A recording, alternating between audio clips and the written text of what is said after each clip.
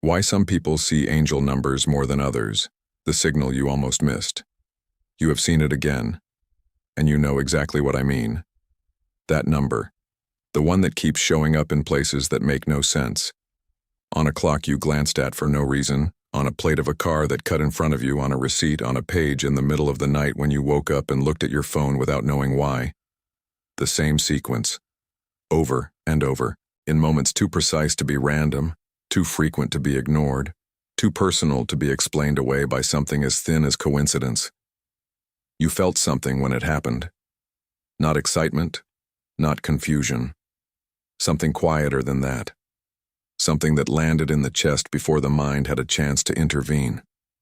A recognition, as if part of you already knew what the number meant, and another part of you was terrified to find out. And then you did what you always do. You let it go. You told yourself it was the brain doing what brains do, finding patterns, building meaning out of noise, turning randomness into narrative because that is what the human mind was designed for. You used logic as a shield. You called it confirmation bias. You moved on, opened another tab, poured another cup of something and carried the feeling with you like a stone in your pocket that you pretended was not there. But the numbers kept coming, and so did the feeling.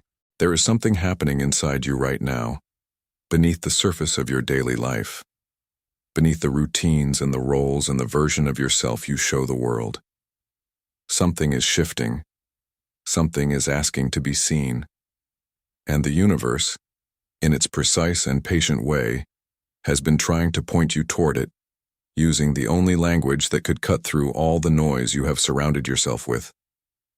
The question is not whether the signs are real. They are. The question, the one that has been living quietly at the back of your mind since the first time you noticed the numbers and felt that inexplicable pull, is this. Why you? Why are some people flooded with these signals, these cosmic coordinates appearing in the most ordinary corners of their lives, while others move through entire decades without ever feeling a single one? Is it spiritual advancement? Is it sensitivity? Is it something the chosen few possess that others simply do not? The answer is going to surprise you, because it has nothing to do with being chosen, and everything to do with something that has already been happening inside you, something you may not have named yet, something you may have been afraid to look at directly. By the end of this video, you will not just understand why some people see angel numbers more than others. You will understand what it means that you are one of them, and that understanding, if you let it land, will not leave you the same way it found you. Stay here. This message was always meant to reach you. The frequency of perception. Two people walk the same street, same city block, same afternoon light, same storefronts, same noise, same ordinary Tuesday bleeding into evening. One of them glances at a building and sees the number 111 above the door, and stops. Not because the number is large or unusual, because something inside them responds to it like a tuning fork struck against the exact frequency it was built to receive.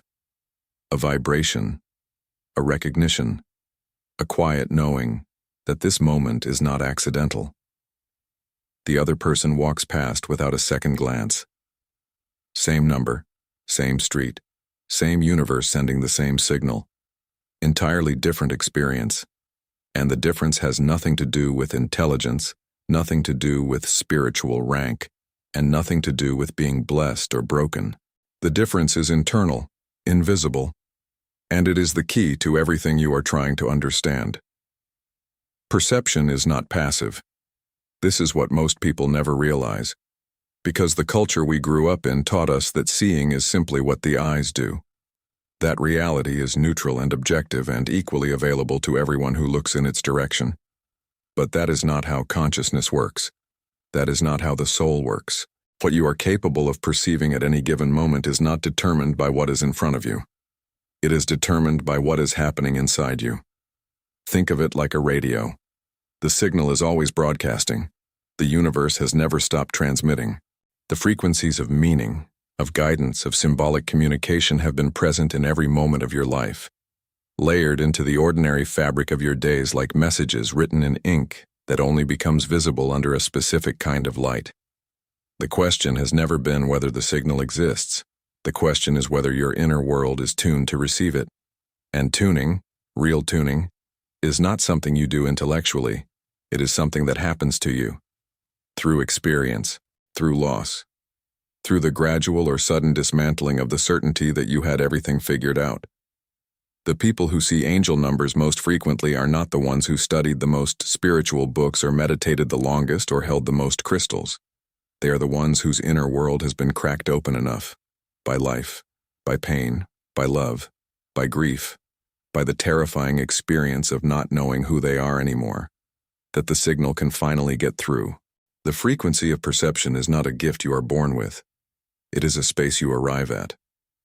And the fact that you are here, watching this, feeling what you felt when you read that opening, means something about the space you are currently occupying inside yourself. You did not stumble onto this video. You were tuned to find it. Which raises the question, what did the tuning? What is the force that cracks a person open enough to begin receiving? What happened, or what is happening, that made the signal visible when it was invisible before? The answer lives in the place most people least want to look. The awakening threshold. Think back to when you first started noticing them. Not today, not recently. The very first time. The moment the numbers stopped being background and became foreground, stopped being wallpaper and became a message. Try to locate it. Try to feel the texture of that period in your life. What was happening? What had just changed, or what was in the process of breaking apart? For most people, it was not a peaceful time. It was not a season of abundance and clarity and forward momentum. It was something harder than that. A relationship that ended in a way that rewrote the story you had been telling about yourself. A loss so significant it left a silence where something essential used to live. A moment of crisis, financial, physical, spiritual, that pulled the floor out from under a life that had felt stable. A quiet collapse that nobody around you could see, happening entirely on the inside, in the hours between midnight and morning when the performance of normalcy finally ran out of fuel. This is when the numbers begin, and it is not a coincidence. It is not the universe taking pity on the wounded. It is something far more precise than that, and far more powerful. Because what pain does, at its most fundamental level, is dismantle the ego's architecture. The ego is the structure you built over decades to navigate the world. The beliefs about who you are, what you deserve, how reality works, what is safe to feel, and what must be suppressed. It is useful. It is necessary. And it is also, when it hardens, a wall. A wall that keeps out far more than it protects you from. When life breaks something real, when the loss is genuine, when the crisis is not manageable by willpower alone, when the version of yourself you had been maintaining finally becomes too expensive to sustain, the wall develops cracks. And through those cracks, for the first time, the light gets in. Not metaphorical light. The actual transmission of something larger than your constructed self. The part of reality that your ego was too busy, too defended, too certain to notice before. The awakening threshold is not a spiritual achievement. It is not a reward for suffering. It is not evidence that the universe only communicates with the broken. It is a description of what happens structurally when a human being is stripped of their certainty. Certainty is loud. It fills all available space. When it collapses, even partially, even temporarily, the space it leaves behind becomes available for something else to enter, something quieter, something that was always there, waiting with extraordinary patience for exactly this moment.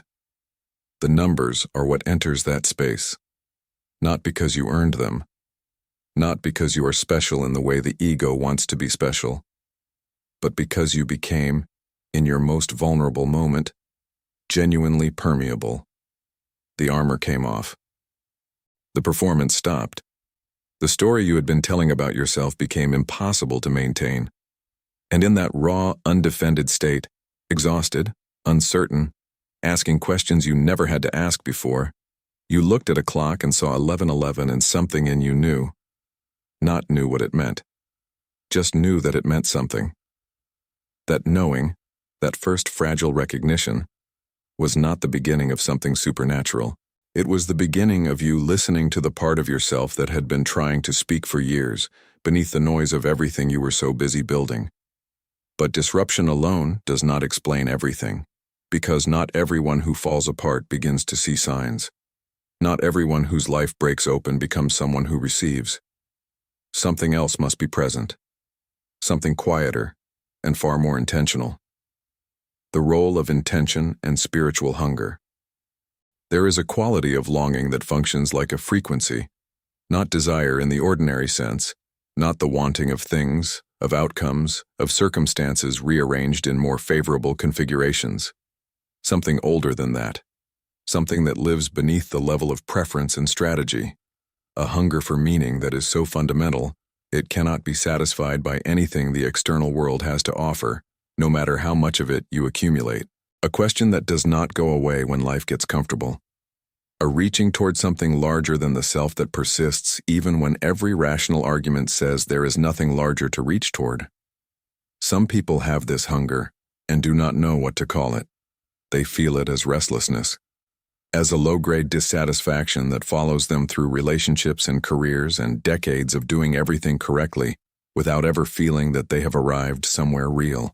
They feel it in the gap between who they are in public and who they are alone at 3 a.m, when the stillness of the house presses in and the questions they have been avoiding become unavoidable.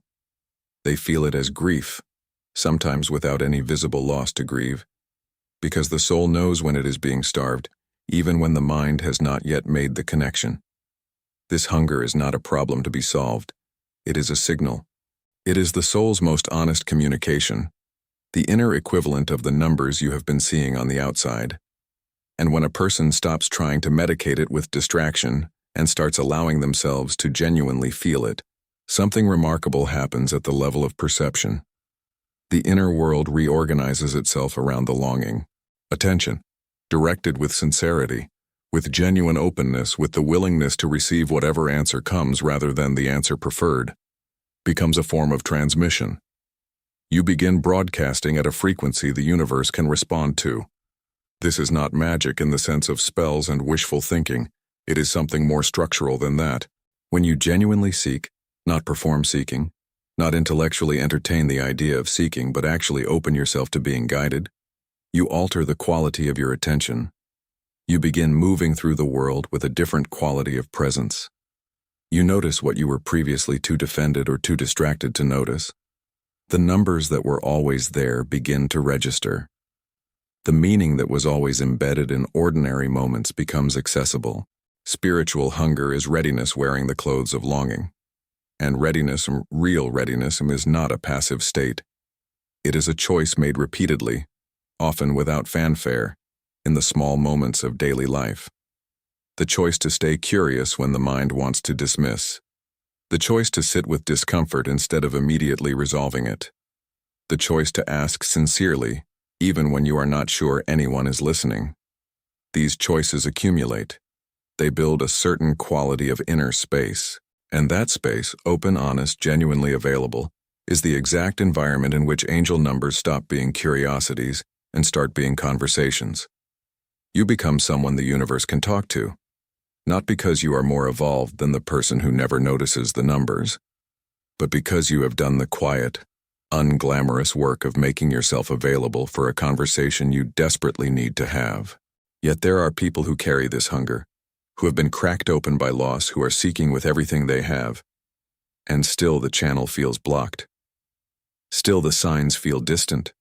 Still something stands between them and the signal they can almost hear, that something has a name, and most people spend their entire lives pretending it does not exist. The skeptic's blind spot. What if the signs were always there? What if, in every ordinary Tuesday of your life, every commute, every grocery store, every half-awake morning scrolling through the residue of other people's lives, the universe was leaving coordinates, not hidden, not encrypted, not reserved for the spiritually advanced, just there, present, woven into the fabric of the ordinary in the same way music is woven into silence, available to anyone with the ears to hear it, invisible to everyone too convinced that silence is all there is. What if the only thing standing between you and the signal was your own certainty that there was no signal? This is the skeptic's blind spot, and it is not what most people think it is. When people defend skepticism, they defend it as strength, as rigor, as the intellectual courage to refuse comfortable illusions in favor of difficult truths.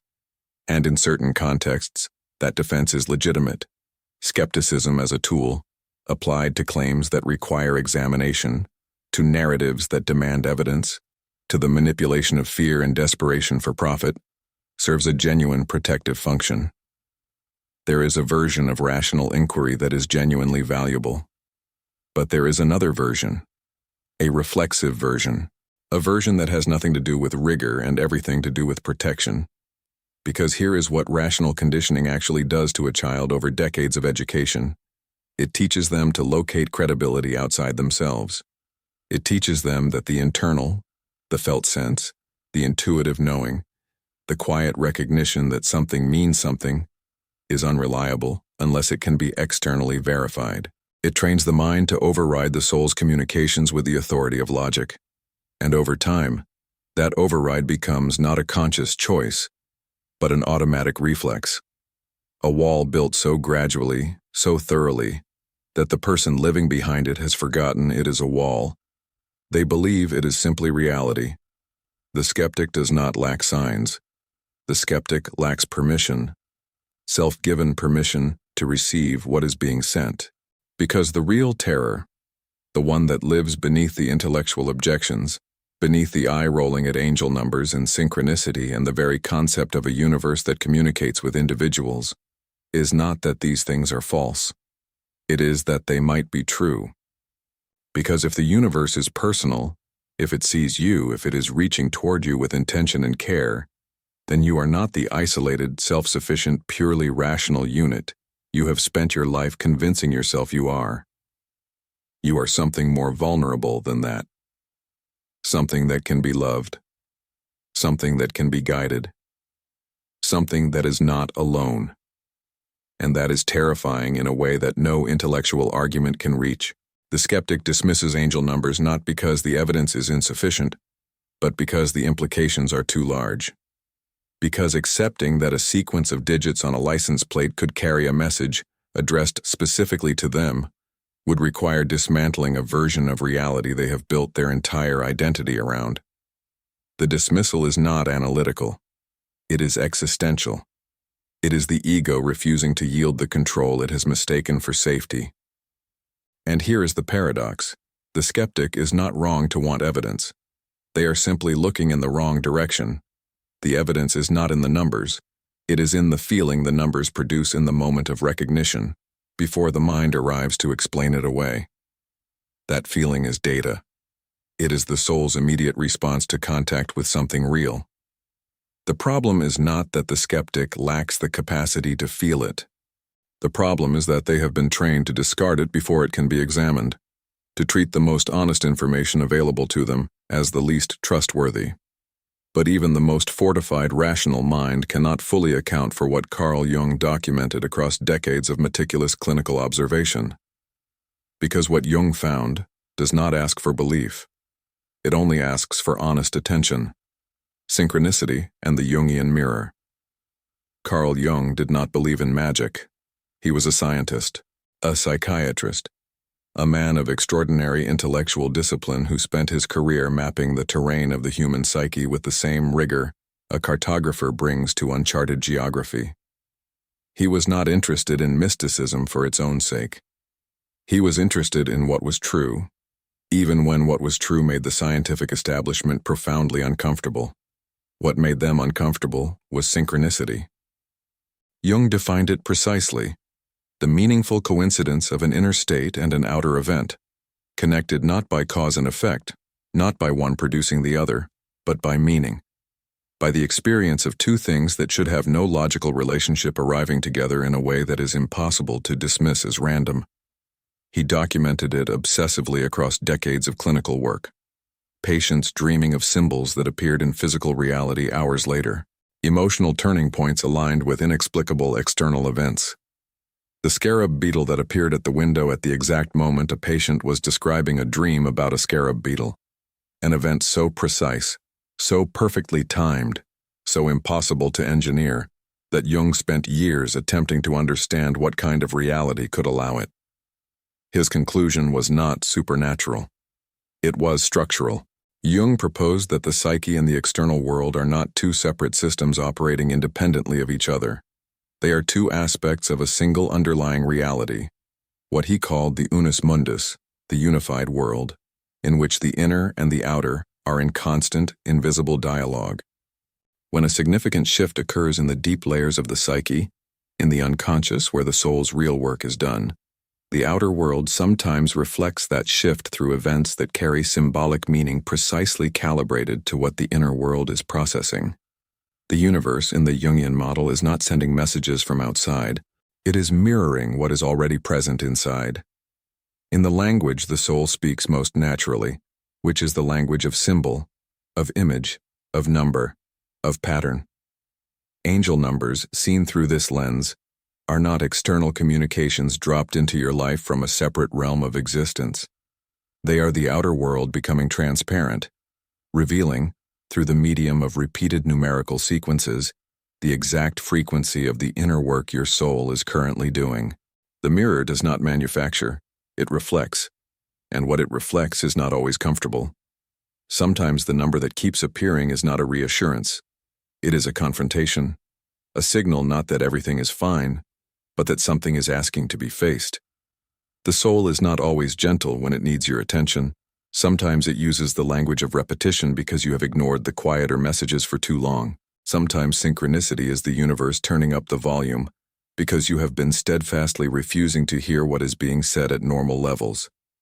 But here is what the Jungian framework makes undeniable. The timing is never accidental. The numbers do not appear randomly distributed across your life without regard for what you are experiencing internally.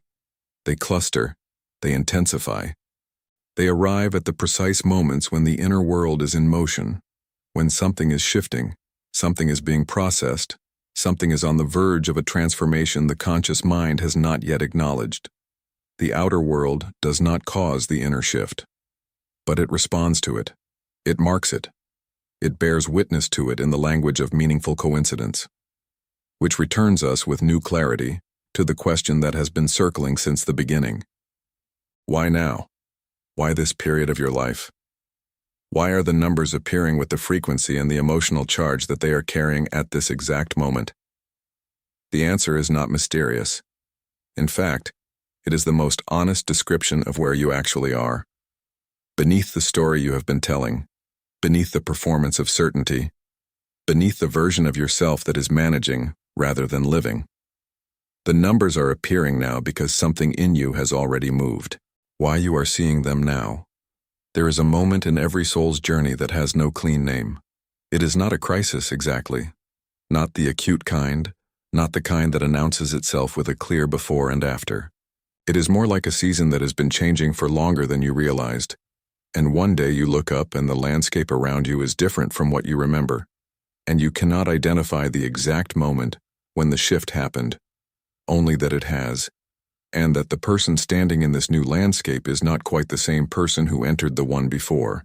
You are in that season right now, not because this video can see into your life, because of the precise and observable fact that you are here, that these words found you at this moment, that the numbers have been appearing with enough frequency and enough emotional charge to bring you to a place where you are looking for understanding rather than simply moving on. That is not coincidence. That is the shape of a soul in transition. And souls in transition do not stumble accidentally into conversations about why they are receiving the messages they are receiving. Angel numbers intensify during specific phases of inner development. The first phase is dissolution, when an old structure of identity begins to break down. The beliefs you inherited about who you are and what you deserve and how life works begin to reveal their seams. What held the shape of your self-concept together starts to feel insufficient. This is deeply uncomfortable. The ego experiences it as threat. The soul experiences it as the beginning of something real. The second phase is the in-between, and this is the phase where the numbers arrive most powerfully. The in-between is the space after something has ended and before the new thing has fully formed. It is the most disorienting phase of any transformation, because the old map no longer matches the territory, and the new map has not yet been drawn. The self that was is no longer quite operational. The self that is becoming is not yet coherent. You are suspended in uncertainty, not knowing who you are becoming, not able to return to who you were, navigating a landscape that feels simultaneously new and strangely familiar, as if you have always been moving toward it without knowing. This is when the universe speaks loudest, not because you are in danger and need rescue, but because the in-between is the only state in which the soul is fully awake.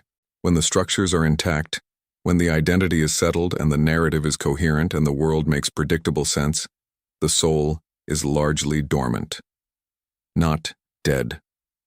Dormant. Waiting. And the universe, which operates on geological time and is under no pressure to rush, waits with it, patiently, without urgency, knowing that the structures will eventually do what all structures do. But when they begin to yield, when the in-between opens, the transmission intensifies. The numbers that were always broadcasting begin to register. The meaningful coincidences that were always occurring begin to feel meaningful rather than incidental. The sense that something larger is present in the ordinary moments of life, something attending to you, something aware of you, something that has not forgotten you even in the periods when you forgot yourself, becomes not a hope, but an experience. Seeing angel numbers now means the shift is already happening. It means the dissolution is underway, or the in-between has begun, or the emergence of something new is close enough that the frequency of your inner world has changed enough to receive confirmation from the outer one. The numbers are not causing the transformation.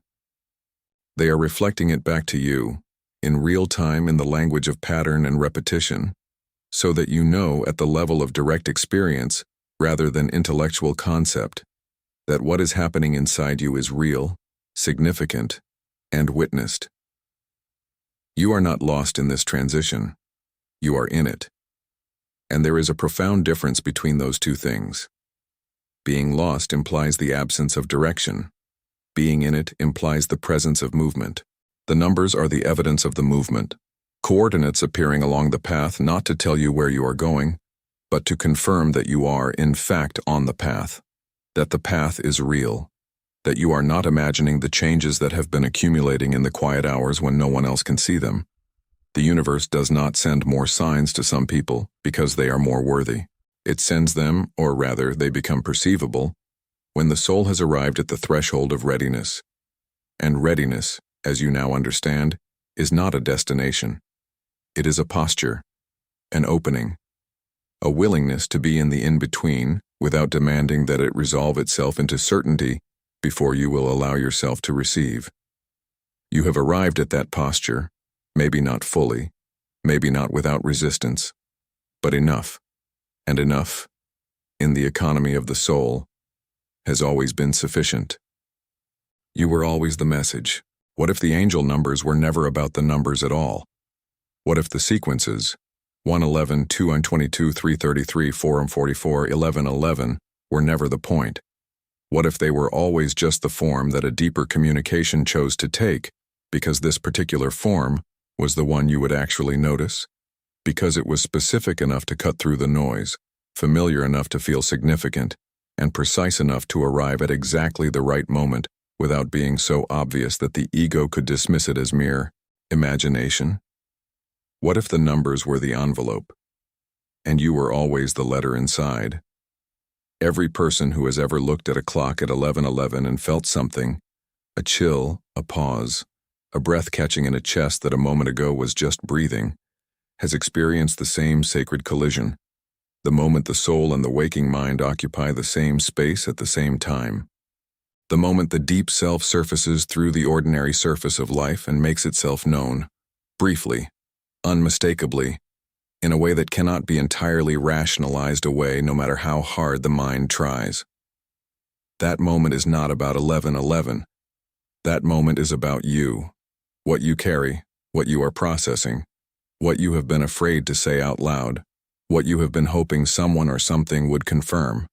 The number is the occasion, the recognition is the message, and the message is not information from outside.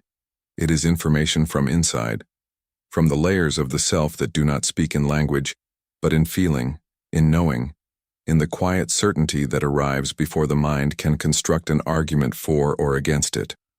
You are the message the universe has been trying to deliver to itself, not in an abstract, impersonal sense, in the most intimate and specific sense imaginable, the sense in which your particular configuration of longing and experience and unfinished becoming is a unique expression of something the cosmos is doing through you, in you, as you. The signs you have been receiving were never sent to inform you about something external. They were sent to redirect your attention inward, to the place where the real answer to every question you have been carrying has been living, untouched, for longer than you realize. The reason some people see angel numbers more than others is not selection. It is not cosmic favoritism, not spiritual advancement, not the reward for suffering or the prize for seeking. It is simpler and more profound than any of those things. The people who see angel numbers most are the people who have, consciously or not, willingly or not, comfortably or not, said yes to something. Yes to the possibility that life is not merely mechanical. Yes to the terrifying and beautiful idea that they are not alone in the universe, that something vast and patient and genuinely caring has been aware of them through every season of their existence, including and especially the ones in which they felt most invisible. Yes to the invitation to become, finally, honestly, completely themselves. That yes is not a single decision made in a dramatic moment of spiritual awakening. It is accumulated in small moments over long periods of time, in the choice to feel rather than numb, to question rather than accept, to stay present with discomfort rather than engineer an escape from it. It builds slowly, it compounds, and at a certain threshold of accumulation, the inner world shifts enough that the outer world begins to respond, begins to reflect back the exact quality of awareness that has been quietly developing beneath the surface of the life you have been living. You did not find the numbers, you became ready to receive them, and that readiness, that quiet, unglamorous, deeply courageous process of opening, is not a side effect of something more important. It is the most important thing. It is the actual work. The numbers were always just its reflection. So take this with you, not as information to be stored and retrieved and applied to the next sequence you see on a clock. Take it as the recognition it has always been trying to be. The recognition that you are not a person accidentally stumbling through a universe indifferent to your existence. You are a soul engaged in the oldest and most sacred process available to a conscious being. The process of waking up to what you already are. The numbers will keep coming, not because you need external validation, but because the universe, in its extraordinary patience and precision, will continue to mark the path for as long as you are willing to walk it, showing up in the small, ordinary moments of your life to say what it has always been saying, in the only language that was never going to let you look away. You are here. You are seen. You are exactly where you are supposed to be. And you were never, not for a single moment of your entire life, alone.